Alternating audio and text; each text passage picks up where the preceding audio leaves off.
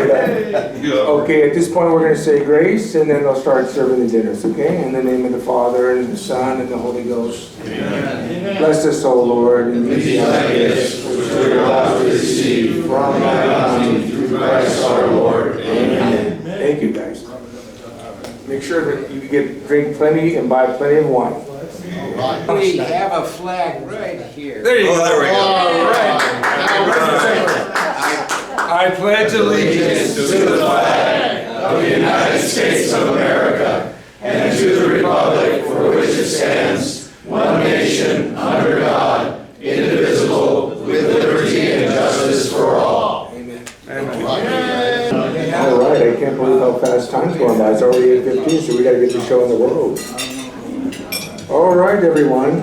Okay, so we are currently celebrating our exact 1500th meeting this evening. 1500. It's interesting that if you were to talk about Los Angeles, the city of Los Angeles in 1890, there were a mere 10,000 souls. But 10 years later, in 1899, there was already 100,000 souls. And then, and just 5 years later, there was another 200,000 souls in Los Angeles, okay? Now, at that time in 1899, Bishop George Montgomery was experiencing today what we would call anti-Catholicism. And it was happening on a national basis.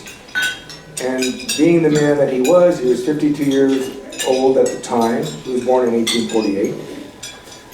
He formed, his brainchild was the Newman Club of Los Angeles. Keep in mind our patron saint had just founded, had just passed a couple years before. And so being the great man that he was, he chose a great patron. But what had happened is, he was a type of gentleman that understood that unity under duress is necessary. And because of his office, this is a great example of someone utilizing their office and leveraging their office to the full extent. Because, let's be honest, if the Cardinal invited any of you to dinner, would you not go? How could you not go if the Archbishop invited you to dinner? And that's exactly what happened in the beginning days of the Newman Club.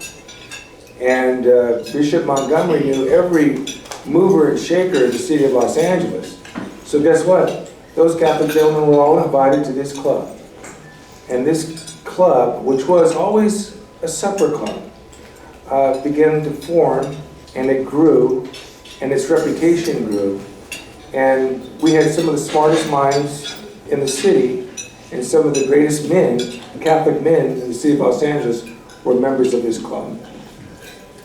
So fast forward to 125 years later, and here we are. Okay, here we are. How exciting, you know?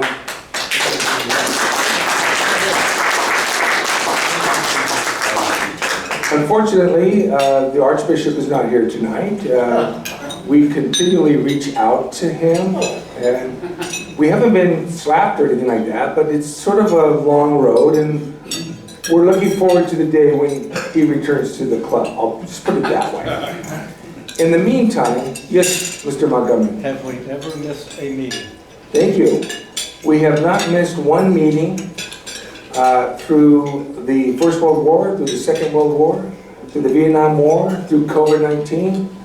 Even if it was just two Newman members huddled around a fifth bottle of scotch. Well, we always met. 3 times that way.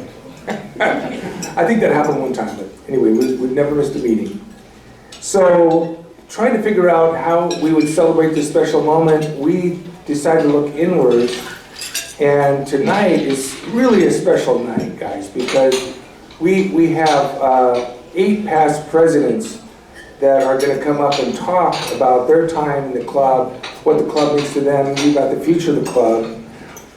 Unfortunately, I do have a film of Charles Cologne, but we won't be able to show it tonight. We're having technical problems, but we'll show it at the next meeting. That's what we'll do for Charles, okay? But I did have a nice You know, it's funny because, you know, we were supposed to just talk for 10 minutes. Charles and I got on the Zoom meeting, and over an hour later, you know, he had to go his own way, you know. So, but I got a great, you know, when Charles starts to talk, I just listen, but it's very interesting. And we'll treat you guys to that for the next meeting, okay? At this point, I would like to start at the front table, and we will introduce guests. And the first guest that I would like to introduce is my lovely wife, Susan Mulhern.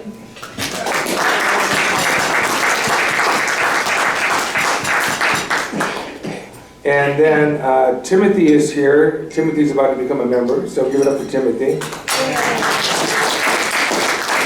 And then I'll move it to that table. Mark, why don't you introduce your guest? Some of you have already heard about her. This is Dr. Carolyn Feigl. She's got 2 PhDs, USC and UCLA, so she gets to go to all the football games. They ought to let you go free of charge. Anyway, her clients are combat veterans with PTSD. She works with veterans, so some of you have heard me tell the story about that. And she's very good at what she does. But since we're all here in an organization that is 125 years old, if any of you are feeling old and need help, she has a private practice. Welcome. Michael. Happy wife of 34 years, Marguerite. Okay, the second table in, Michael Alvarado. Why don't you introduce your lovely wife? Michael Alvarado. This is my beautiful wife, Robin, of 36 years. Woo! All right. And she is a homemaker and raised 6 of our children, or 6 children. Put 5 through college, 5 through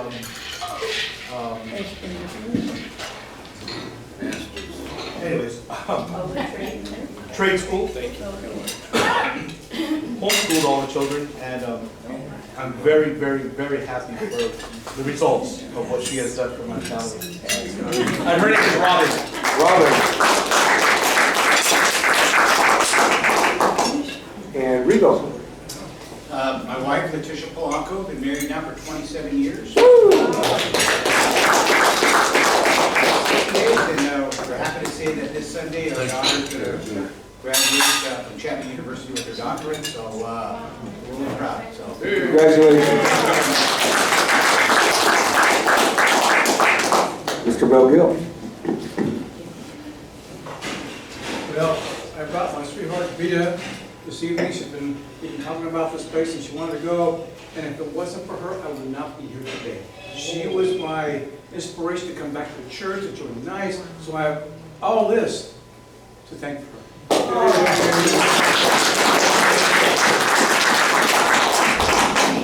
Dan.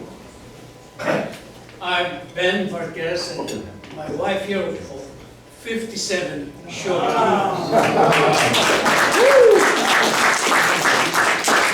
Dan Manzueto. This is my wife Susan. We've been married since 1989. You do the math.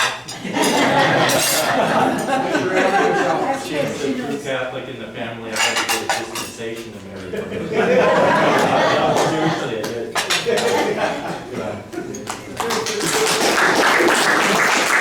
Yes, Mr. Schubert. Please call me up early because my people who are driving back to Glendora have to leave early. You got it. We'll take care of it. My wife of 57 years put up with me. She's up there talking to St. Peter as on a PR job to say, he's a good guy and she's lying through her teeth, but she's been out there for about 3 years now. So. She's with us right now, Jim. She's with us right now. Amen. Thank you. All right, at this point, what I would like to do, we are a Catholic club, is I would like to open up the club for any special prayer intentions. Any special prayer intentions? We have a friend, 5 days ago, this young man, graduated from Cal Berkeley. He was president of the fraternity. He has an MBA from USC. Good Catholic kid, Eagle Scout. I got him his first job. A week ago, he called his mother and he said, "I've had a stroke, my face fell." They took him to UCLA and they said he had Epstein-Barr and taped his eyes shut. 6 a.m. the next morning, he died. And we're going to have a funeral for him in 2 weeks. His name is McClune. He was just about as fine a young man as I can imagine. 2 nights ago, we have another family friend. They have a son who is an art dealer who went to the University of Michigan. He's had a drug problem for years that he's fought. He was found dead in his bed at 34. So in the last week, 2 of our closest friends have lost children in their 30s. And I'd like us to remember them in our prayers. Well, may the souls of the faithfully depart through the mercy of God rest in peace. Amen. Charles, do you need prayer intentions? I'll just want to pray for my students, that they'll do well these last couple of weeks. I know a lot of them are stressed out right now. Anyone else on the front table? Yes, Will. We recently lost a brother. He was in our parish, very active in our parish, and he was also very active in civic activities. He was on the Senior Citizen Commission, he was on a Patriotic Commission, and he was on a group called the Community Emergency Response Team in first class, and we've been with that for 20 years. And unfortunately, he had some health issues that finally just ended up taking his life, so now he's with the Lord. And so I wish for prayer intentions for our brother Luis Lopez. Mr. Lopez. Yes, go ahead. For my eldest son, Jules Alvarado, he's a graduate of John Paul Catholic University. He's been married now 3 years, and we're praying that he and his wife can conceive and bear a child. They're on their way to next week to Lourdes and to Spain on a pilgrimage. And I pray that he is safe in their travels, he and his wife, Zaina, who is a convert of Islam. Wow. That's awesome. For the intention, it's his cause and their cause for a baby. Beautiful prayer from the grandpa. Back table. Bill? For my son, my number 2 son, Mark, who has been a great success in science. He's now got a professorship in Polytechnic, well, the equivalent of MIT in Europe. So he loves it all, but he has lost his faith. And I'm praying that he will get beyond nobody. Excellent. Excellent. Anyone else? Yes, Dr. Burns. Yes, I would ask prayers for my wife Mary, that she recover from a left knee injury without requiring surgery by the grace of God. Mark? Okay, this is a little different. I'm asking you all to offer your masses for all the souls in purgatory and all the souls on the earth, which means everybody here. I have 2 bishops that have said that's church teaching, but I've only met 1 layman who knows that. It's the multiplication, okay? You offer the Mass, all the souls in purgatory. She beat me by 3 days. All the souls on the face of the earth was her idea, okay? That, to give you an idea, she goes to Mass 4 or 5 days a week, and I go 5 or 6, and we've been doing that for 2 years. You guys, because we offer our Masses for all the souls on the face of the earth, you've all got lots and lots of soul. Now, if you offer the Masses for the souls in purgatory and you get them out early, are they going to be your best friend in heaven? Absolutely. Okay. I don't think I have to say anything more than that, but it works. Bishop in San Francisco agrees. The bishop down here agrees. Every priest I talk to knows this. So I'm gonna go a little further. When you go to your mass at your parish, you walk up to the priest, you say, what if I offer my mass for my family? What do they get? He says, they all get the benefit of a mass. Well, what if I add a couple of friends? He's gonna say, well, they all get the benefit of the mass. Then you look them in the eye and say, when do we get the sermon? Okay? Thank you. By the way, if there's any people that are into YouTube, there's a great channel called Uniquely Mary, and it's dedicated to the souls of purgatory. Alvaro does a great presentation 2 or 3 times a week, and he takes all kinds of different accounts from mystics, from souls of purgatory, and it's really a live thing that's going on right now. It's a church suffering. You're right, Mark. We got to do that. Offer up all of our suffering. We have to offer for those poor souls. Just Okay. offer the masses up. Amen. Anyone else? Yes, Mr. Henderson. Yes, this is repeating an intention that I heard, I think at last month's, no one that I know personally, but 2 people who need prayers for cancer are King Charles and Princess Catherine. Yes, absolutely. Okay, so in a little while we'll be cutting up that beautiful anniversary cake, the strawberry cream cake. Hopefully they'll serve it with some ice cream. That's coming. But right now, what we're going to do is, Mr. Gorian, would you come up and do the Newman Club meeting? Give it up for Richard. Robert. Kirk, thanks for asking me. It's my pleasure. This is a reading of some writings by John Henry Newman, St. Cardinal John Henry Newman, on Pentecost Sunday. Thou art the life of the whole creation, O eternal Paraclete. And if of this animal and material framework, how much more of the world of spirits? Through thee, Almighty Lord, the angels and saints sing thee praises in heaven. Through thee, our own dead souls are quickened to serve thee. From thee is every good thought and desire, every good purpose, every good effort, every good success. It is by thee that sinners are turned into saints. It is by thee the church is refreshed and strengthened, and champions start forth, and martyrs are carried on to their crown. Through thee, new religious orders, new devotions in the church come into being. New countries are added to the faith. New manifestations and illustrations are given to the ancient apostolic creed. I praise and adore thee, my sovereign Lord God, the Holy Ghost. Without God, the Holy Spirit, we cannot do anything that is good. We cannot live as God's children. I know that if I attempt anything good in my own strength, I shall to a certainty fail. I have bitter experience of this. My God, I am only safe when thou dost breathe upon me. If thou withdraw thy breath, forthwith my 3 mortal enemies rush on me and overcome me. I am as weak as water. I am utterly impotent without thee.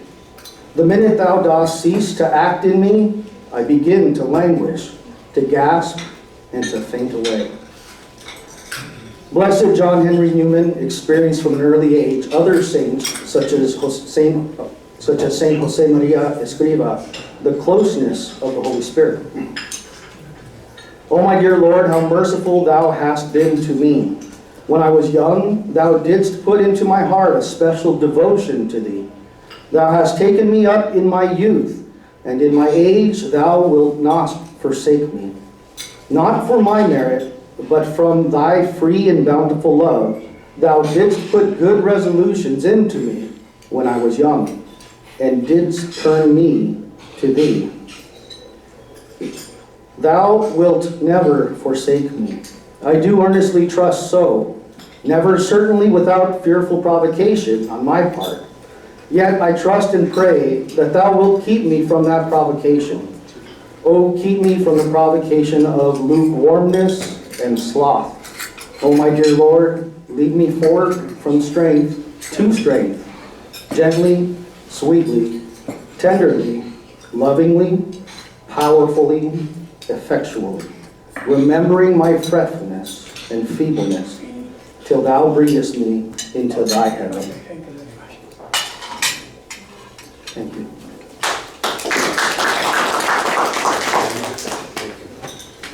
At this point, it's a great pleasure to introduce our next two members to the Newman Club.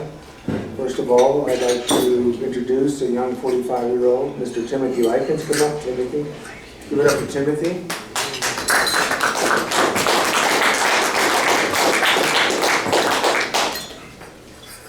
Good evening, everyone. Good thing I did my hair this morning. So to show my gratitude, I wrote a poem, and it's a participatory poem. So everyone have your napkins ready. Make sure the food is shaken out of your napkins. It might be a little more fun with it, with the food in the napkin. A black tie event, 10/17/2019. The celebration of Cardinal Newman and his canonization, where I was introduced to the legendary Newman Club and many of its members in this fantastic French tie club. President Colomb, President Walker, Father Fryer, and all were admirable and fun and made an evening to recall. As the years passed by and we were all locked inside, now we celebrate the 125th with our first black tie. I am honored and humbled to be inducted in to such a prestigious club as St. John Henry Newman. So pick up your napkin and all join along as we chant these following words as though they were a song. Hip hip hooray! Hip hip hooray! St. John Henry Newman, be with us this day! Hooray! That was fun. Thank you, everyone.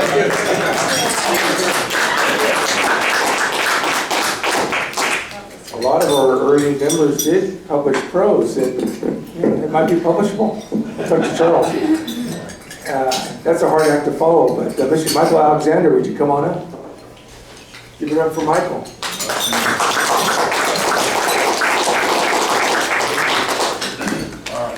What am I supposed to do? Introduce myself? All right, hi. My name is Mike Alexander. I am a lifelong Catholic, well, not quite, convert from the age of 7 through the grace of the Catholic school system. I am married, and my wife of almost 51 years is at a conference this evening. We have 4 children. We live in Pasadena, California, where I head up Private Trust Management Group. I've been long involved in Catholic pro-life issues, and in recent years have been the president of the California School Choice Foundation, and we hope to restart in 2026. There's the thumbnail. If I've left anything out, there you go. It's a pleasure to be here and to become a member of this organization on its 125th anniversary. All right.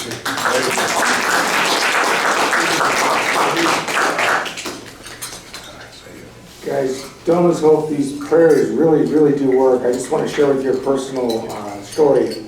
And some of you know we've been praying for my daughter Jade Nicole over the last year. And great news, Jade came back into the church this Easter. Yeah, that was a lot of rosaries there, okay? And she's been consistent. Unfortunately, this morning she got called into emergency.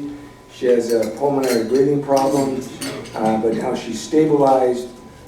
So please pray for her quick recovery, okay?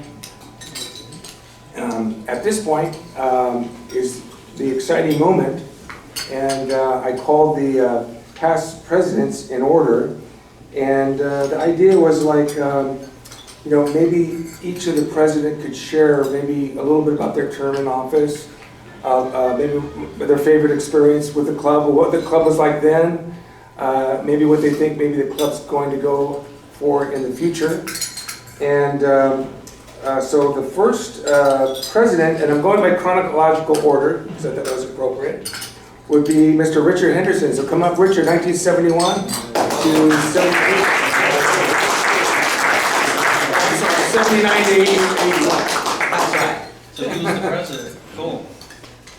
So yes, I'm the senior in terms of tenure as a past president. I'm not the senior quite in terms of age, I don't think, but I'm not very junior in that category either.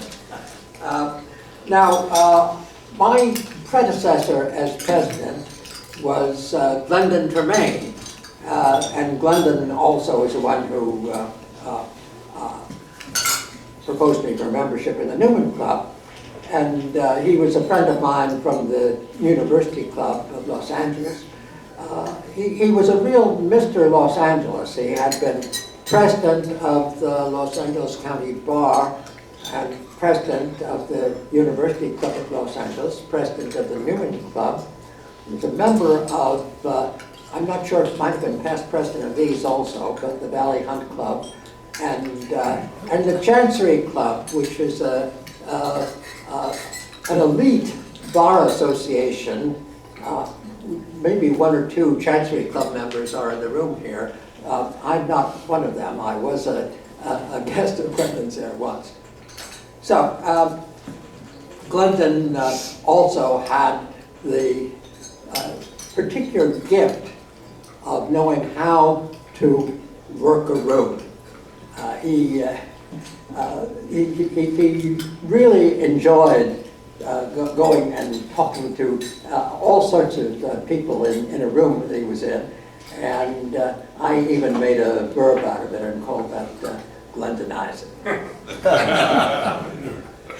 So anyway, that was a bit of a hard act to follow, but and I was just a little 30-something at the time, but I did, and I had been secretary before of the club, and in those days that was considered de rigueur to be secretary. Ordinarily would become the next president unless something else happened. So that was what I followed by. Now, when I became president, there was a particular crisis. This was 1979. Now, Jimmy Carter does not have the sole amount of blame for it, but there was considerable inflation. Oh, yeah. And our annual dues were $50 at that time. Well, it seemed like we had expenditures that were too high and income was too low. So the treasurer at that time, his name was Bill Group, and I went and had a proposal for the members, one of each. One was that we should increase the dues, 30%, up to $65 a year. And then the second, we would move out of the Los Angeles Hilton to a place called Le Fred Tex, which would feed us well and so on, but be a little more cost effective. Well, all right, got a little bit of feedback on that. I believe one of our past presidents, John Cecil, maybe it was someone else who made the comment.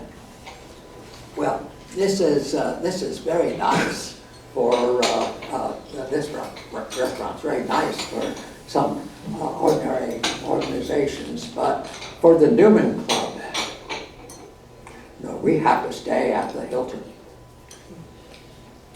Okay, so the consensus is that we stay at the Hilton for now.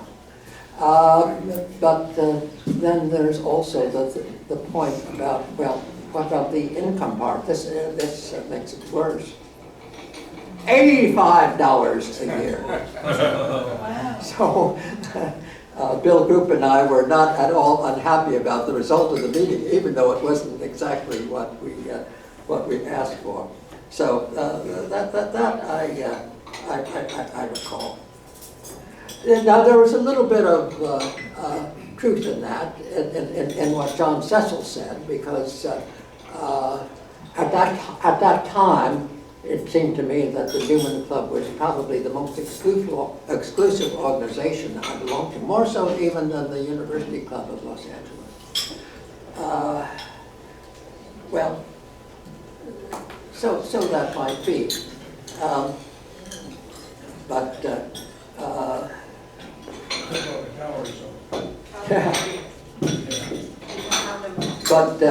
we did have black tie dinners with a considerable once or twice a year we'd have ladies' nights that were black tie dinners at the University Club, and that Cardinal Manning would be in attendance. So that we did, and but then along those lines, we had a situation once where we just had a regular monthly meeting scheduled, and the speaker was Father Evan Williams, who was a friend of Glendon's and mine from the University Club. He was rector of St. Nicholas Church, Episcopal Church in Encino, congregation I was later a member of for many years. And he was speaking on Newman. He'd done that to his club a couple times before, particularly on track 90. Well, we did the notices at that time went out by a printing outfit that also put them in the mail-in. And so we got a call back from Monsignor Clem Connolly,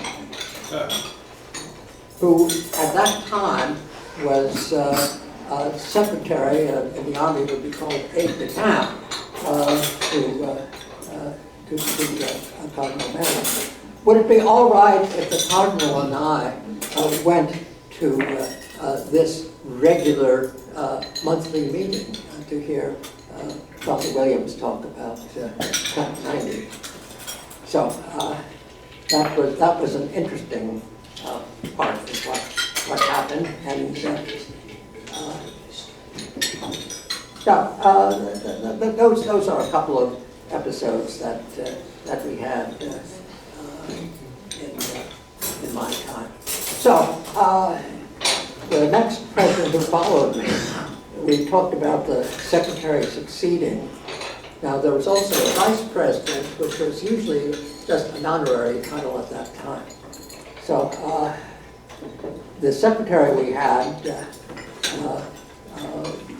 was very busy and to get some done in Crutcher, and he asked if he could just be relieved of going on to the next office. So, the vice president at that time, another chap from the University Club named George Kalinsky, was happy to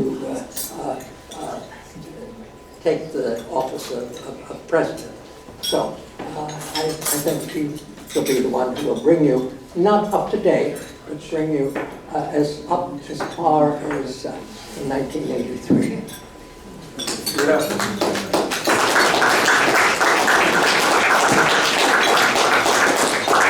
Judge George Kalinsky.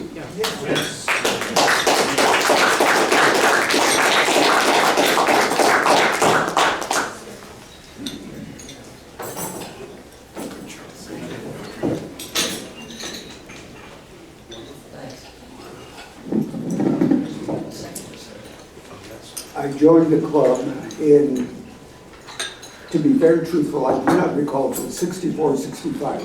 1964 and 65. Yes, Glendon was the sponsor and all that. You must understand, back then I was young. And being the youngest member in the club at that time, you become sort of like a pet. The old timers would grab you and tell you history that you've got to know about the club. I recall, first of all, the rules. Everyone had to wear their name tag. There was a keeper of the name tags. And as you entered, you had to get yours. And when you left, you had to return it to the keeper for the next meeting. The ironclad rule of the club was you started on time and you closed on time. And the reason is because people would have to go home to family. However, it was not uncommon for a number of the members to, after official closing, sort of find their way to the bar and sort of socialize. How long they stayed, I don't know. I never could quite stay as long as some of those old timers. Now, they had other rules. One of the things that was very famous for the club at the Los Angeles Hilton is baked Alaska dessert with, cherry, topping. They had these rules that you had to obey, and they took this very seriously. It was like traumatic when the Los Angeles Hilton was going to be torn down, and we had to find a new location. One of the other rules that they had is every new member had to prepare and present a paper. Some of the old timers would grab me and say, and one in particular I remember saying, George, we are accused of a men's club. But it's not true. We have ladies to come in and talk to us. In fact, something you may not know, in 1899, one of our very first Newman Club speakers was Madame Modrzejewska. Now you all must understand at the end of the 1800s, Madame Modrzejewska was a world famous actress, very attractive lady, singer from Poland. And as one of the members said, the reason we asked her to come and speak is because she was a world-known person of high culture. And that'll show all those Protestants of Los Angeles that we have us high-class people here. Because, if you're European and you sing and you have culture and you're well-known in Paris and Berlin and all these world, capitals, New York, she sang. And she liked Los Angeles. So she was invited back several times as a speaker for the club. This is remembered at the turn of the 1890s, 1900.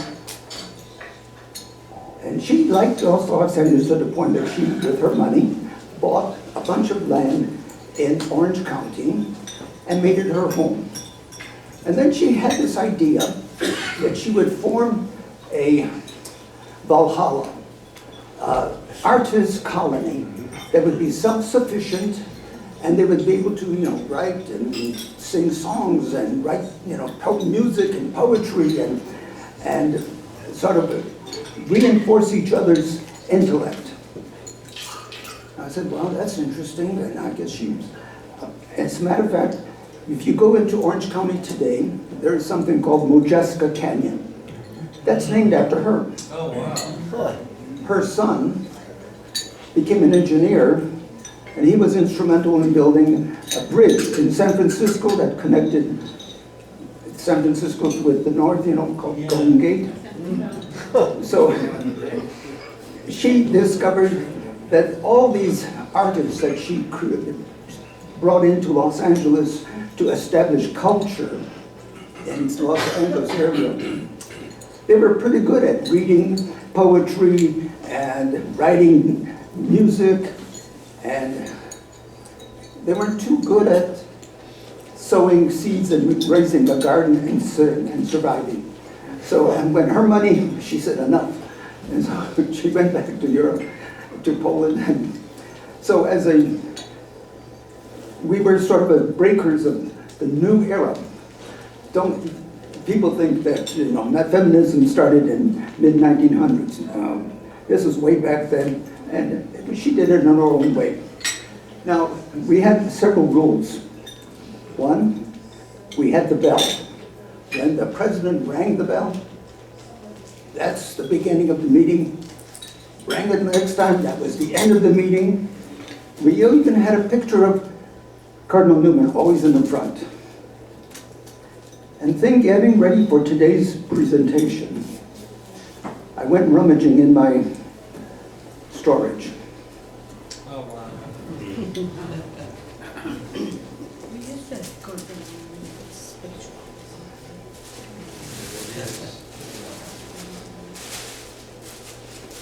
This will be marked as Exhibit A.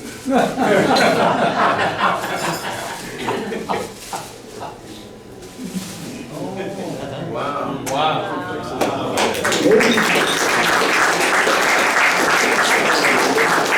Ladies and gentlemen, this was presented to me when we were moving from the Los Angeles Hilton to Tay's restaurant. To keep it safe, George. And so I did. And this always, now in the back is a little inscription that says, Vincit Omnium Veritas, 1899, Newman Club, Los Angeles, California. John Henry Cardinal Newman. Portrait by George Richmond, done in 1844, when Newman was 43 years of age, given to the Newman Club of Los Angeles by Richard J. Becker on the occasion of the reading of his paper, Portrait of Newman, on September 20, 1973. Wow. So, Mr. President, you are now the possessor thereof.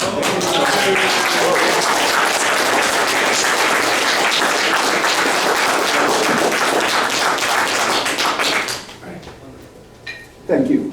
I promise not to speak as long as Richard.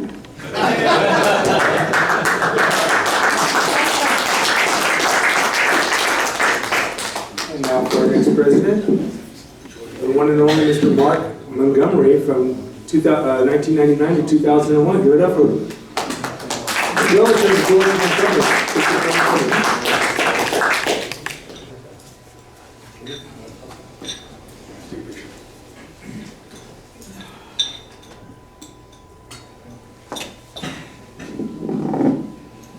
Well, I don't have a black tie, but this is a Windsor tie. And you need an extra long tie to tie it. So,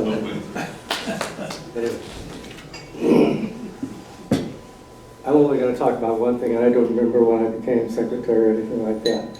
But I did have something to do with the 100-year anniversary, and that's what I'm going to cover.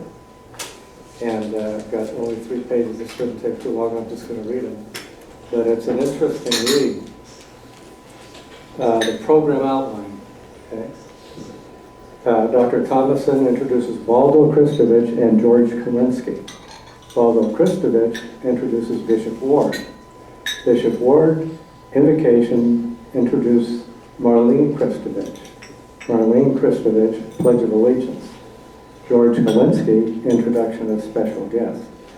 The first course, Kalinsky introduces commendations and presentations, which are Antonovich, Los Angeles County, Labange, Mayor's Office, and Ferraro, LA City Council. The second course, Kalinsky introduces Elizabeth Grimm, and Elizabeth Grimm singing does songs. The main course, Kalinsky introduces Monsignor Weber, Francis Weber. Monsignor Weber talks about John F. Francis, who was the co-founder of the Newman Club and its first president. The dessert court, Kalinsky introduces Mr. Joe Sobran, who was our guest speaker. Joe Sobran gives the main speech and questions.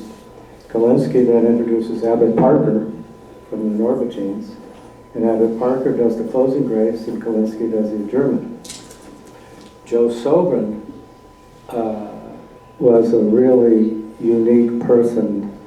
Maybe I'll just skip to the end because he came out here from back east, and since my dad was kind of brought him out here and paid that flight bill, he stayed at my dad's house. So my dad and I were lucky enough to have lunch, dinner, and then breakfast before we left and went back east. It was a very, very interesting conversation. And he's a brilliant guy, but he deserves a comment by himself. The dinner program schedule the greeting was done by Dr. John Thomason. The master of ceremonies was the Honorable George Kalinsky. The invocation was done by Most Reverend John J. Ward. The Pledge of Allegiance was by the Honorable Marlene Kristovich. The champagne toast was by my father, Francis Montgomery. The Newman reading was by Martin Woods. The dinner first course, food course, proclamations, the Honorable George Kalinsky, special introductions, Honorable George Kalinsky. The dinner, second course food, the entertainment was Elizabeth and Stephen Grimm.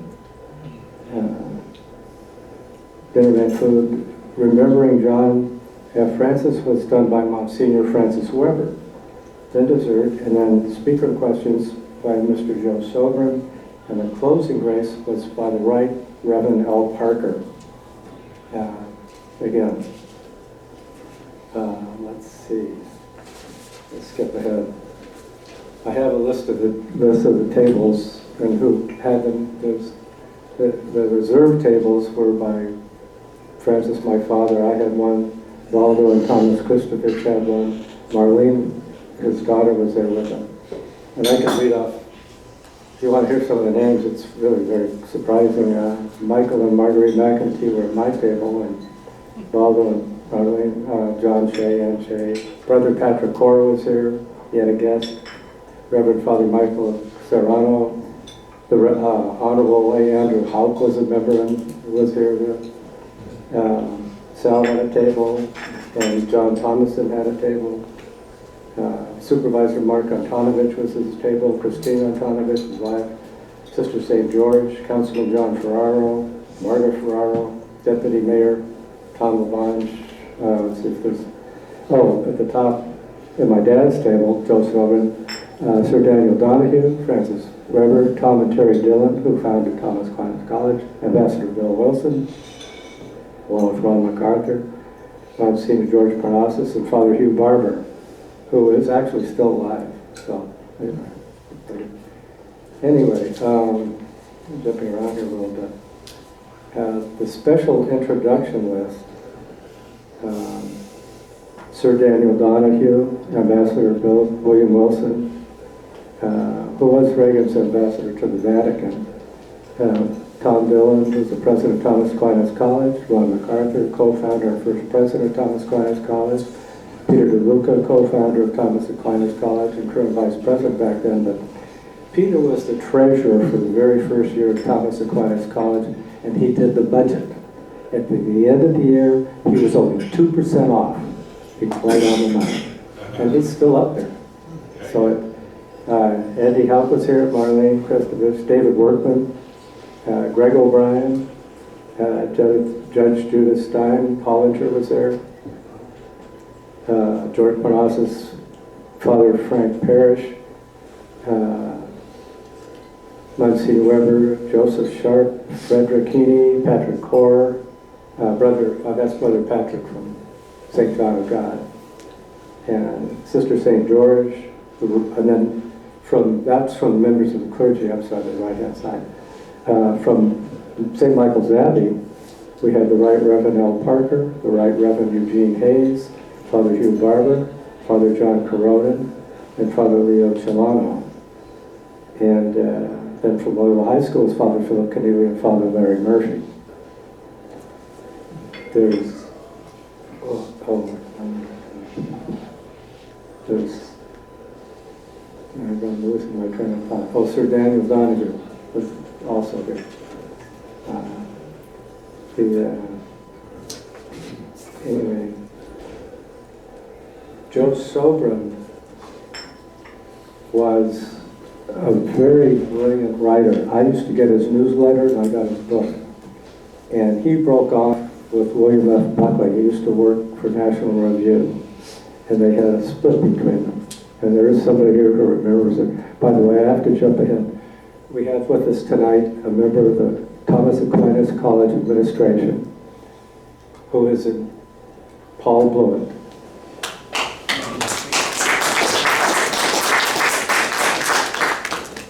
I'm a lot older, so I have to do things when I can remember them. He has extended tonight to the Newman Club an invitation to come up to next summer, to the next summer seminar, which those of you who don't know what it is, you show up on Friday afternoon, you have dinner, you do a seminar, you're there, breakfast, lunch, and dinner, 2 seminars on Saturday, and you get to leave Sunday after breakfast.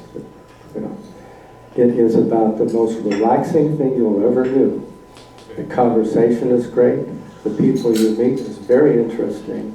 The conversation's over the top, and you have a wonderful time. And all you want to do at the end is buy a house and move it next door. Anyway, let's see. I was going to do something else here.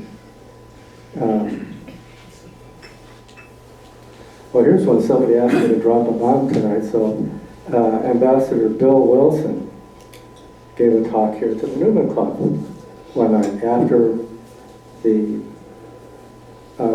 Pope and President Reagan had worked out the collapse of the wall. And what he did, so you've got Bill Wilson and you've got the Pope, and it was going back and forth. And I finally had an interesting question, because everybody refers to some kinds of faxes, which they didn't, I don't know if they had those days. But I got them afterwards, and we were friends, and had brought a relic. And so I said, Bill, what you were doing was so outside of the consciousness of the world at the time that if anything had gotten out, it would have been extremely, you know, a big deal, a big media. So I said, my guess is between the two of you, between the three of you, I apologize, nothing was ever written down. You carried it back and forth just in your mind. And his answer to that was, that's correct. There was nothing ever written down. Now the three of them are dead. That part of history is gone. Nobody will ever find a document that will say this actually happened. Because he said, that was it. I carried it back, verbally, back and forth. So, anyway. Thank you for listening. So I took so long.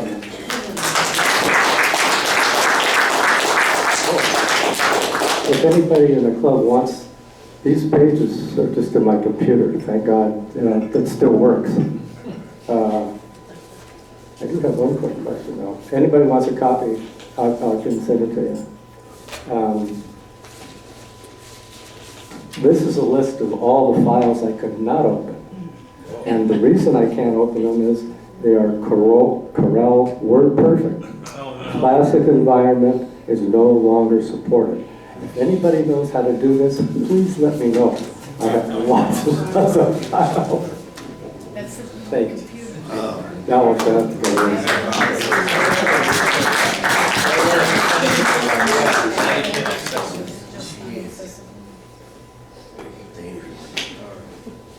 All right. Got like 3 to go. 4 to go, I'm sorry. Mr. Ben Vargas, President Ben Vargas, come on up. 2003 to 2005.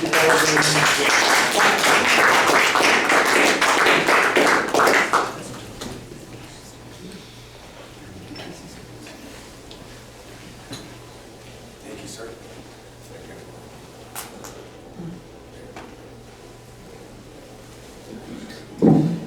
Thank you, sir.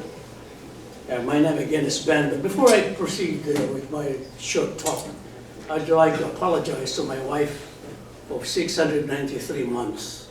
Because I did not mention her name when Kurt called me. So she's lovely, and she's always lovely as someone in a dream for 693 months. And he said, I became a member of this Newman Club through Jim Shivers. And I thank him for this confidence in me. And before I became president, I was a secretary. And that was for me a very important, exciting job, because then, I don't know now, it was my job to recruit speakers for each meeting. And one of the most exciting assignments I had was to ask my wife to be the speaker of Newman Club. And from what I understand from Michael McEntee's testimonial, yeah, she was okay. Going back to my memories of Newman Club, when Jim Shivers asked me to consider joining the Newman Club, this was in about 1995, and right away it triggered something in my memory that goes back close to 45 years earlier, when I was a freshman in college, and there was a talk in one of the classrooms by the upperclassmen.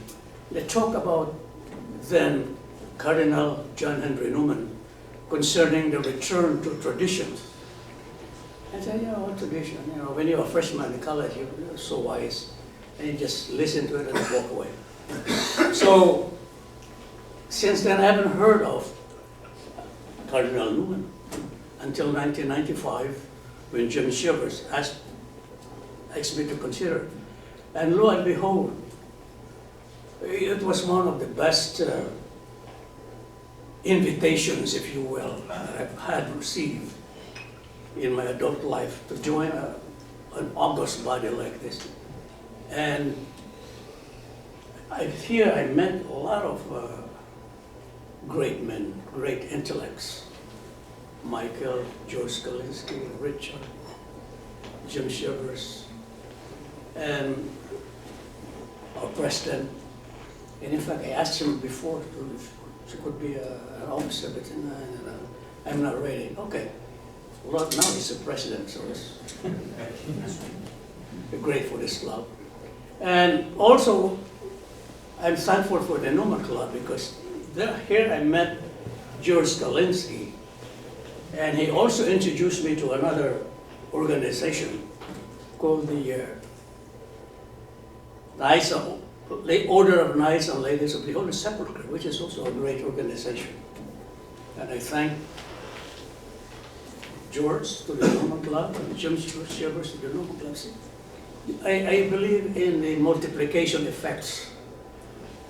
You see, I always believe that where I am now is a result of the decision I made 25 years ago. Had I ignored Jim Shivers, and of course I couldn't, I wouldn't have been here. I wouldn't have been president. I wouldn't have met George Kalinsky. I wouldn't have met Kurt.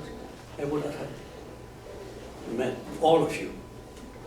And I thank, from the bottom of my heart, Newman Club for the honor and privilege, and for electing me as Treasury Secretary, first as a member. I think that was the most important step. As a member, an officer, secretary, and a president. And I could not thank you enough. And I was so pleasantly surprised. Oh, by the way, when Kurt called me, I know that you are inactive. Sure, I'm inactive, because I'm the deepening shadows of life. Made me rethink where I should be coming here. Yeah, I drive far. Also, I have some medical issues concerning my eyes. Sometimes my eyes make fools of my other senses. So I have to withdraw, if you will. But I really, truly miss this club. So when Kurt called me, I can't be there. And my wife said, no, this is one of the very, very few times when I had to overrule my wife. And thank you so much. Kurt. Thank you.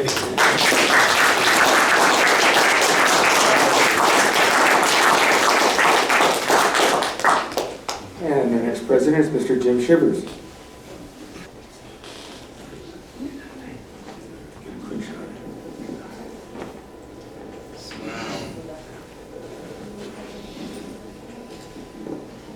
Keep this in the KISS principle.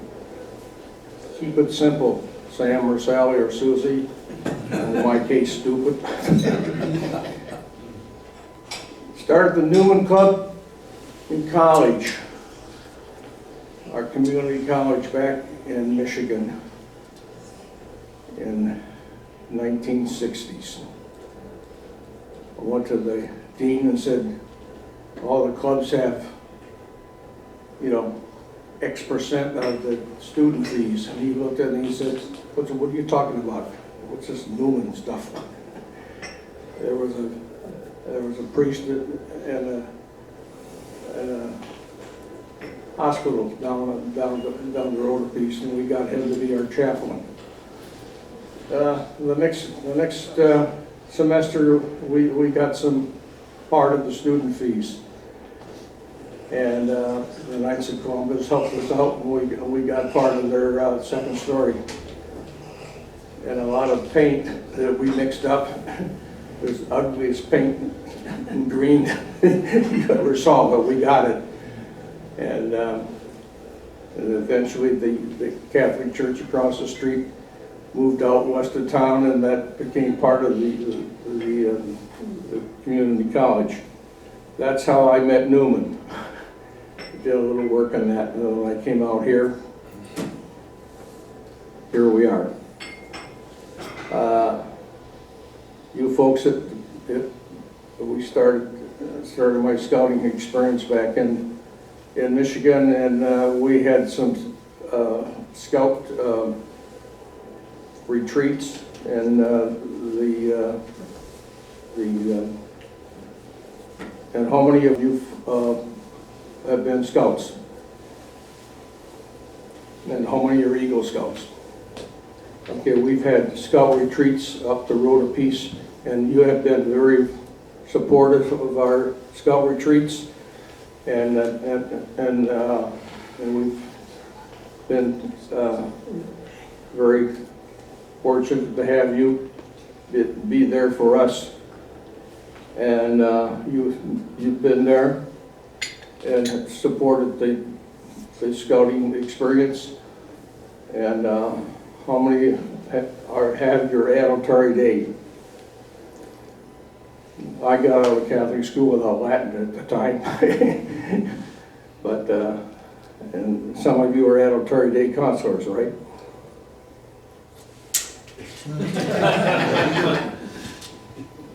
Anyway, so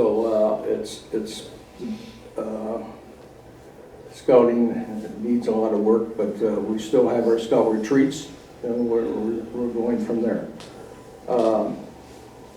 We need a lot of good help from good Catholic men and women. It's kind of boys and girls and families now, but here we go. The experiences we've all had. I've been part of this organization for how long now? You were president, I think, in 2007. I'm not sure when you joined. I started coming and I looked at it, and I think I was a secretary for a while, and I did a little of this and a little of that. But speaking earlier, the secretary is probably the hardest part of it, because you have to get the speakers and everything else, the president, and the vice president, or the president or vice or whatever. But it's a fantastic organization, and it's 125 years old now. Yep, 1,500 meetings. We've got a lot of work ahead of us, and if we think it was hard then, it's going to be a lot harder yet. And we've got a good crew, and we need a lot more. Thank you for bringing your daughters with you today. That helps us a lot. Keep it up. And we can go from there. Any questions? Give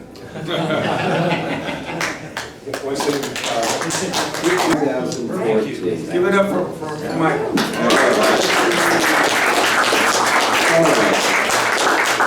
And this is so, reminds me of being president of this group. We're always running long.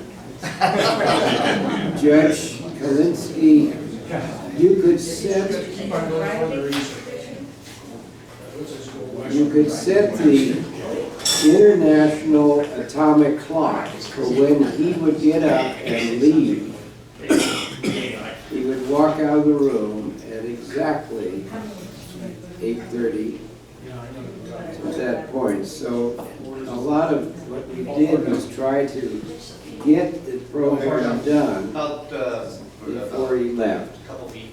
In regard to these statistics, I joined up in 1988.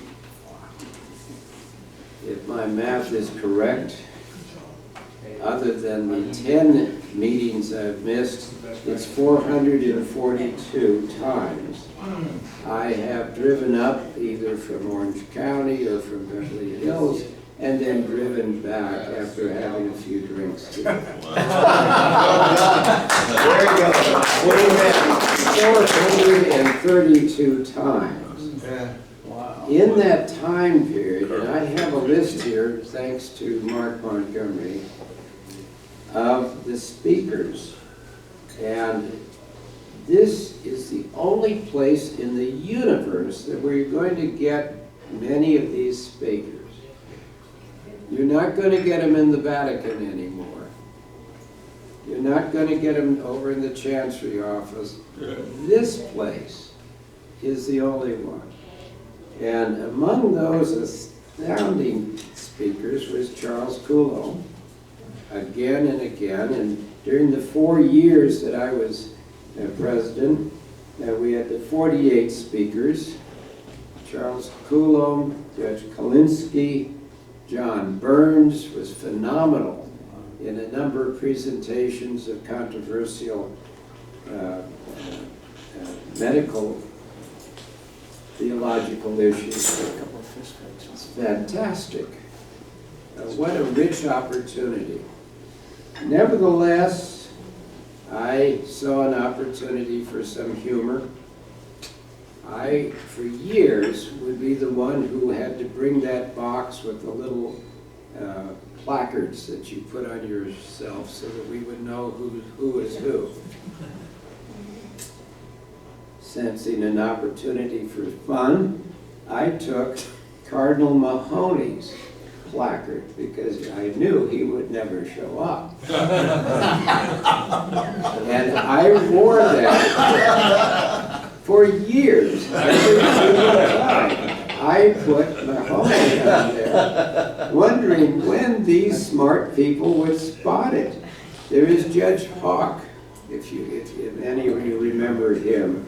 Some of the other judges, the smart attorneys, they'd all be talking to me, and I've got Mahoney right there. And they didn't spot it. So I thought, all right, I'm having fun, waiting for them to go. Okay, we are so far over time, I won't cover the other topics. I want to especially thank Ben Barkas. Did he leave already? He was the one who, my thumb still has the bending as he tried to get me to be the president. Okay. No, it was an honor to be president. 48 months. I tried to get members. That was the problem at that time. We were losing the judges because of the political correctness rules. And so we were losing the judges, and that meant we were losing lawyers. And that was a powerful group. I was trying to recruit dentists and recruit doctors over at House Institute, putting up little signs on the boards over there. Nothing was working. I was able to only recruit one new person in 4 years. It was miserable. By contrast, I stand in total awe at Kirk and how he has mobilized this, and I'm particularly impressed with his use of these broadcasts with the texting. Oh, why didn't I think of that? All right, that's enough. Thank you.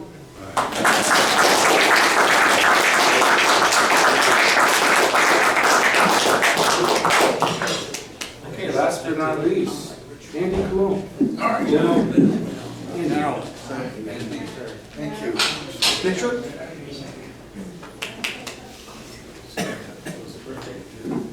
Well, I won't take too long tonight because I know enough to keep the old timers away from the bar. My time as president, I came into the club in 2009 or 10, sometime back. I'd heard about the club because I was very much involved in scouting, as Jim was talking about earlier.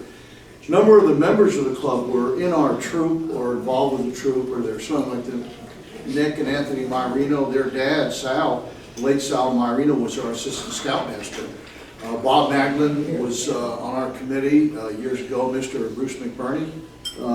Bobby's not here tonight, but he was our president back in the 70s. So I'd heard of the club, and of course it was kind of a what's the word, erytho type of organization that I didn't figure I'd ever become a member of, but lo and behold I did. And so I became a member, and then in 2018 we overthrew my brother's oppressive and corrupt regime. And, he fled the country, as you know. But as far as memories and some of the things, first of all, the wonderful men I've had the privilege of working with and developing relationships with. I won't mention any of the living ones because so many of you are here, but men like Larry Mackel and so forth, and of course Sal Marino, these were giants in my life, and we miss them very much so. My time in the club as the president, I think probably the centerpiece was during the COVID, when we were literally like a tribe on the run. My gosh, we met in private homes and in the basement of a Protestant church, and wow, I mean, it was set in a parking lot. I think we were in a parking lot. I think with you and the Scotch. But that was, we had a rule. We were not going to fail our tradition of meeting every month. So we did. One of the most interesting things that happened to me, kind of a strange story, in fact, was right here. I was doing a history of the presidents, and it really gave me an opportunity to see some of the magnificent men that have been presidents of this club. Doc Weiler, Doc Weiler Beach, you've heard of that family, very famous. They had a number of, and intergenerational individuals. The Montgomery family's given us 2 or 3 presidents over the years. But then a very strange occurrence occurred. I was going through these presidents, and I would do a short talk on the presidents, which, by the way, I'm going to commit to start that again. Anyway, I did John Francis, who was our first president. He died in office. And I was reading about his funeral, and I was reading the obituary to the members, and it gave the address, and they had actually a procession going from his home over to St. Vibianus for his burial. He was very well thought of in that day. So anyway, I had to go out to the San Fernando Valley. I get out to the light here, and I'm waiting and waiting and waiting for the red light to go green. And finally, I said, heck with that. Made a right, made a left, and I got lost down here somewhere. And I ended up on Bonnie Bray, which is one of the streets down here in the part of the world. And I stopped the car, and of course, we had my Thomas guide, and I'm trying to figure where am I? And wouldn't you know it, I stopped right in front of John Francis's home on Bonnie Bray. The guy I'd been talking about that night, I remember the address. Bizarre. Other events I think that really stand out is recently when our inspired president had us out at Dodger Stadium protesting the Sisters of Perpetual Indulgence. That was an amazing experience. For those of us that were not out in carrying signs, hell no, I won't go, we did have an opportunity to get out and protest, and it was really educational. The last thing I'll touch on is the speakers and the quality of men and women that have come and talked to us over the years. Inspiring, thought-provoking comes to mind in terms of who they were and what they talked about. Our chaplain, Father Fryer, had put some really, really good stuff out, very thought-provoking ideas of things going on at the time and ways to look at things. So I would say of all the memberships I've had and have, my participation membership here in the Newman Club has probably been right there at the top. It really has. It's been an inspiration to work with these men, to be the president of the club for the 4 years I was, and to continue my participation here. So for those of you that are members and you join us hopefully regularly, and listen to some of the great speakers that we've had, and also some of the action and activities in the future. The future is Catholic action, to be able to get out there and do something about it. Yes, we come here and we talk and we inspire and we think and so forth, but to get out and do something about it is really, to my way of thinking, where the club should go. That's the future plan. All right, that's all I have.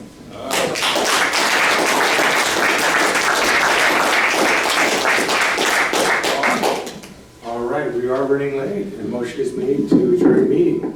Second. Second. Okay. So, oh, Mark would like to make a quick announcement. Yeah. This is reflecting on the brain power of the members that have been here from the beginning. And I have the 2 letters in my desk drawer, and when I die, they'll probably disappear, but this is what happened. Watergate was Nixon's problem. William F. Buckley of National Review sent out a letter to 1,000 of his people asking whether Nixon should resign. And my father wrote Buckley a letter back, I have both of them, saying that he should. And then Buckley wrote him back and said, "You are the only one who responded that he should resign," giving why. Out of 1,000 people, or whoever responded. 2 weeks later, Buckley's, I think, brother, who was a senator or congressman, called in the government, called for his resignation. Well, you wonder how many one letters have gone out that changed history. But that one did, so.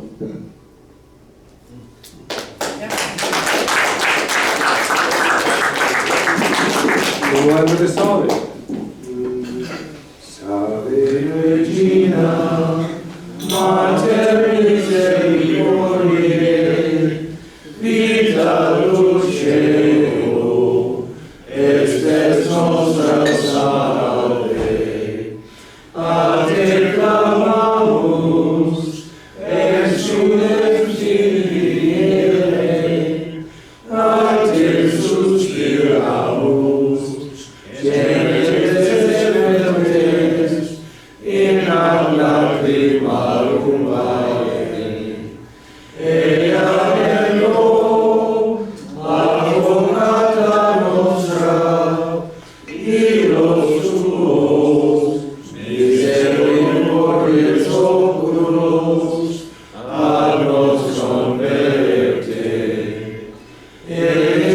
Jesus, benedictum fructus ventris tui, nobis posa exilium posterende.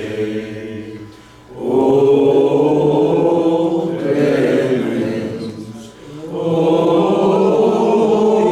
Maria, o dulcis Virgo Maria. Amen. There's plenty of cake over there, so grab a go and take that cake home. God bless you all.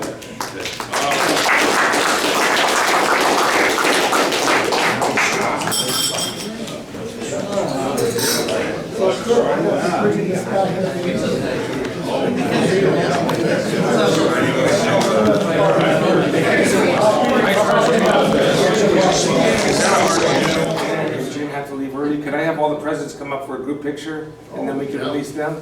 Let's do that. I have to get out to Glendora. Anybody know where that is? I do. We still have covered wagons out that way. Oh my gosh. I just straighten up, guys, straighten up next to this. Stop. I'm blushing again. All right, come on. So we get a picture of Uncle and get like a little shot. I normally eat one meal a day, and I'm on 2.5 now with this meal. But Jim, we're all good for to turn left. Yeah, I think we should. And hang the numbers. Not caught. All right. Mike, put your papers down. Everybody. Oh, my God. Oh, gosh, as a lawyer, what do you want? I got a daughter that's a lawyer. We're still surviving with that. I'm a publicist. I This is hear for it. eternity. That it? All right. Yeah, but she went to a Jesuit school. Yeah, we'll make sure to Photoshop Uncle in there, okay? Oh, my goodness. You're talking to me? No, this guy. Let's go. Mike was, I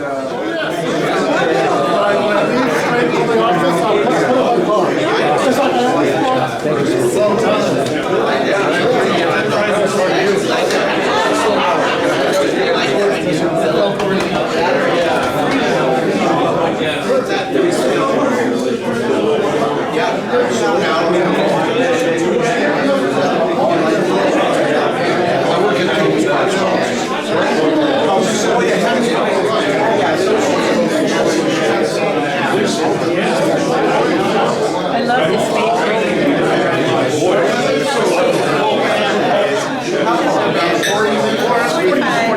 I'm gonna, yeah.